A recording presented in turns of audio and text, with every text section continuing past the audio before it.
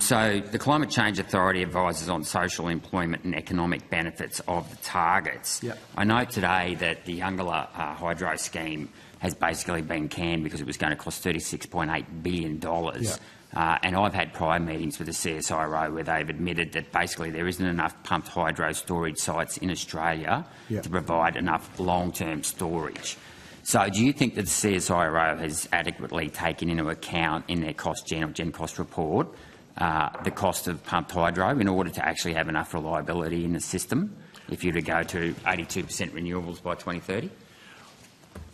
I think I can't comment with regard to the CSIRO and the considerations they took into account, but what I will say is this. I think long duration storage is very important, and I think a lot of the cost estimates around long duration storage are greater than they originally were when they were signed up to. I don't need to tell you that. Snowy 2.0 is an obvious example of that, but that is true for all large infrastructure projects across the country, right around the globe at the moment.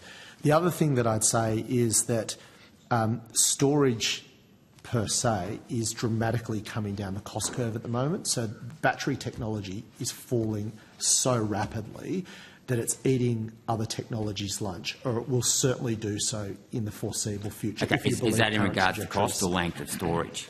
Both.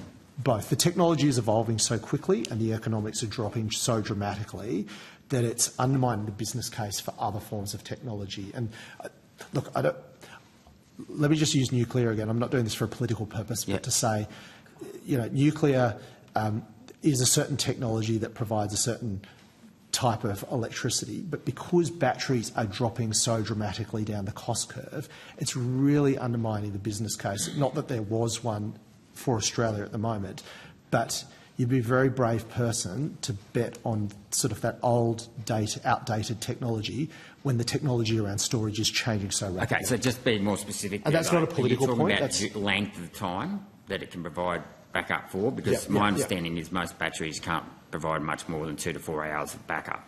That's at the moment, but it's evolving so quickly is the point. So how far have we gone from 2 to 4 hours? How much further have we gone? Because in terms of technology, I mean, cost is one thing, but the technology in terms of battery, given it to storage, is obviously duration of time. Yeah. So we're going to need at least, you'd want to get to 24 hours if you're having a couple of cloudy days. So you're going to need batteries that can provide 24-hour storage, or thereabouts, 12 to 24, a lot more than 2 to 4 hours.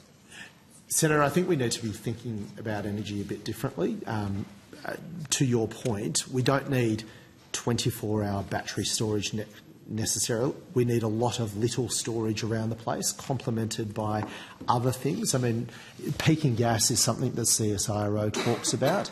We don't need necessarily all long-duration storage or all short-duration storage. There is going to be a suite of technologies that are going to work together like an orchestra. If you play one of them alone, they're not going to work that well. But if you put them all together, but peaking gas is a good example of, because that's extremely expensive, and there's talk about having to build an import terminal now because we export it, but we won't drill it here, drill for it here. Yeah. So, yet again, I mean, every solution has its downsides, including peaking gas, which is going to be expensive. Well, don't forget peaking gas, you're using it less than 5% of the time, and that locks all the renewable energy. That also unlocks your ability to use a lot more storage on the grid to balance the system and also put downward pressure on prices.